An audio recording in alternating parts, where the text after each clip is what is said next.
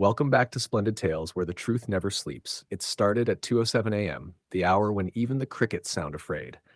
A soft knock, then a thunderous crash. Maya's front door exploded inward, and the quiet apartment she'd worked 3 jobs to afford became a battlefield of flashlights and fear. 3 officers stormed in like they owned the world. Their boots crushed her mail, their shouts tangled in the dark. "Hands where we can see 'em." Maya stood barefoot, trembling, one hand clutching her phone, the other frozen midair. "Please." "I didn't." "Shut up," the tallest one barked. His name tag gleamed, Officer Rains. She'd seen his face before. Local news, charity event, fake smile. Now the same man ripped open her drawers like a thief. They threw her couch cushions, overturned her table, tore down the curtains. No warrant, no reason, only power.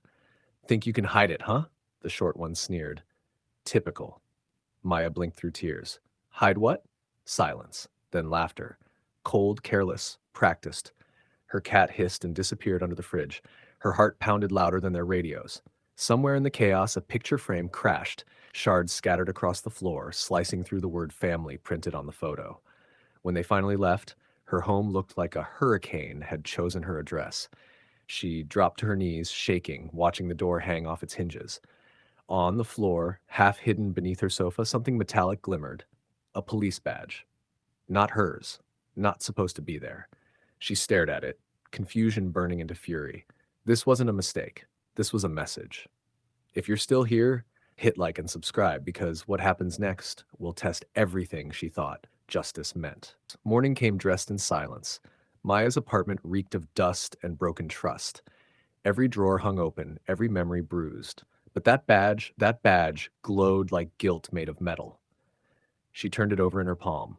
Officer Rains, the same man who'd slammed her into her own wall and called it procedure.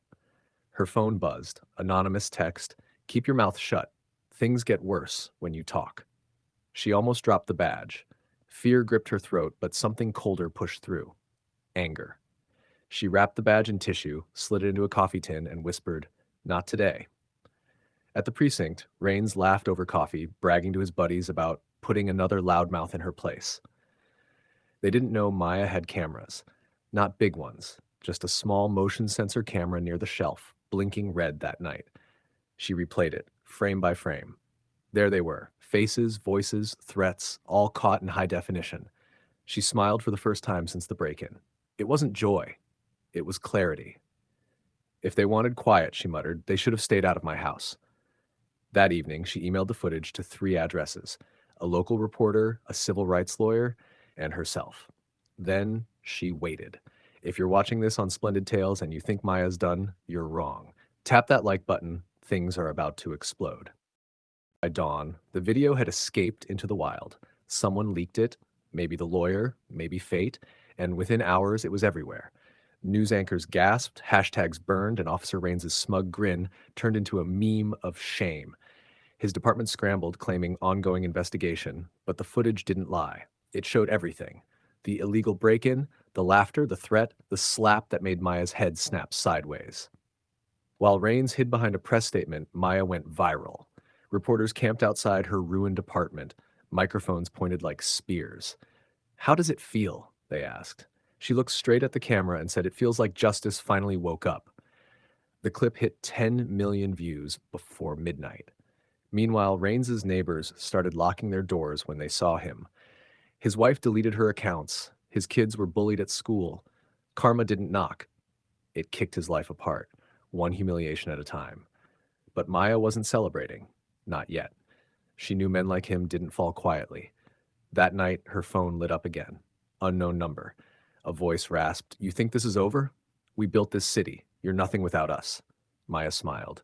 "Then watch what nothing can do." She hung up, heart pounding, eyes steady. If you're still watching Splendid Tales, you know what's coming. Hit that subscribe, because Maya's next move won't just shake a precinct, it'll shake the whole town. 2 weeks later, the courthouse was overflowing. Cameras, chants, posters, Maya's name painted on cardboard like a battle cry. Inside, Rains looked nothing like the man who had kicked her door down. His uniform was gone, his eyes hollow, his lawyer sweating through his suit. The prosecutor pressed play, and the courtroom watched in silence as the screen replayed his cruelty, the smirk, the shove, the racial slur that sealed his fate. Gasps filled the room. Even the judge looked disgusted. Maya sat in the front row, wearing white, peaceful, untouchable.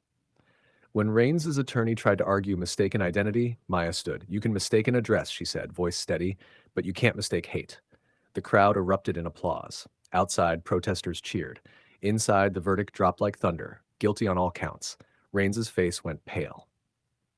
The man who once barked orders now had his hands cuffed behind his back, eyes downcast, walking the same path he'd forced others to crawl.